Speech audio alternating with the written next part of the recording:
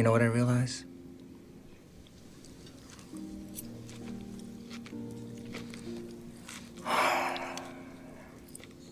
Ignorance is bliss. Based on my observations about life, there's basically two keys to happiness in this fallen and forsaken world. The first one is luck. You should be fortunate on some level. The second one is ignorance. Sometimes knowing too much will interfere with your happiness. Basically, it's best if Lady Luck smiles on you at least a little bit, as that will increase your chances of being happy. Now, I don't mean that you have to be a millionaire or a famous social media influencer, but you should be in a place where your needs and desires are fulfilled at an acceptable rate, especially your basic needs. There are some people who do get a lot of joy from watching their bank account or stock portfolio increase in value constantly, but in terms of wealth, a middle-class income is usually sufficient to secure your basic needs and provide some extra money for occasional luxuries. Often, a middle-class job also provides you with enough free time to enjoy those luxuries and engage in your hobbies. Working more than this will have diminishing returns in terms of your enjoyment and life fulfillment, unless of course you are one of those workaholics or money hoarders. Getting a middle-class job is something you can strive for with your efforts, but there is some luck involved here as well.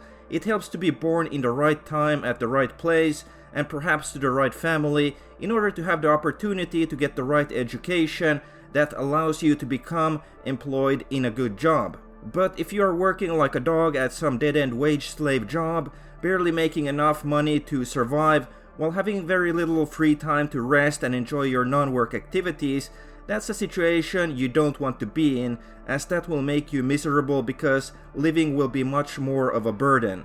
Unfortunately, a lot more people are falling into this situation nowadays. Ironically, being born into a millionaire family and spoiled by your parents might also not be ideal, although it is certainly better than struggling in poverty, because as a rich kid, you get everything you want without effort, so there's no sense of accomplishment and moving forward in life, which can make life more satisfying if you experience those things. Luck is also relevant in other aspects of life, such as your physical looks.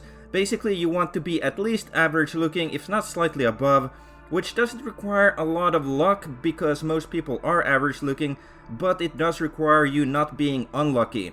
Because yes, ugly people do get treated worse simply due to their looks, which is not their fault, as nobody chose their genetics, which is where our physical appearance emerges from. Personally, in my late teens and early 20s, I was decent looking and people treated me better, especially if they didn't know about my bad social standing in middle school and early high school. I wasn't really one of the popular kids. But as I got older, I started balding, and then especially women began to treat me worse. For men, it's also important to be at least average height, but preferably taller than average. Short men do get disrespected for their height. Yep, humans are sometimes kind of cruel and superficial beings. You also want to be neurotypical, which is again not about being exceptionally lucky, but just not being unlucky. Personally, I don't have an autism diagnosis, but I do have autistic tendencies, and I took an online test which said I am borderline autistic. This social awkwardness has made it difficult for me to make friends and keep friends, and also other social relationships.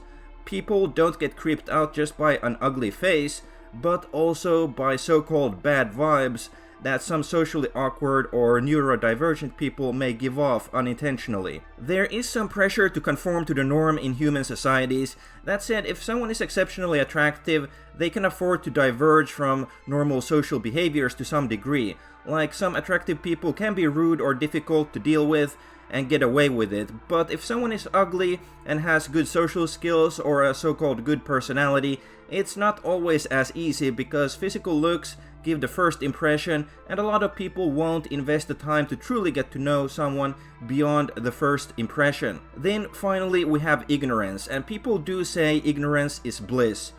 Basically, in general, knowledge is a good thing, but there may be a point where information can become a hazard, although it's hard to tell where the line is before you actually cross it.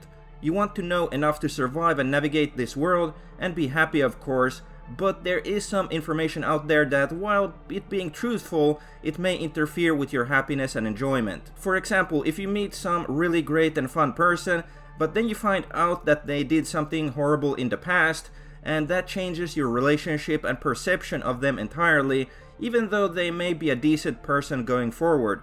Would you rather have left the past in the past and continue having fun with them, or would you want to know this information? The same goes for the world itself. A lot of people will say that life is a beautiful gift, but with today's technology and the data available, you can find out the truth about the world and all the horrible things that go on here.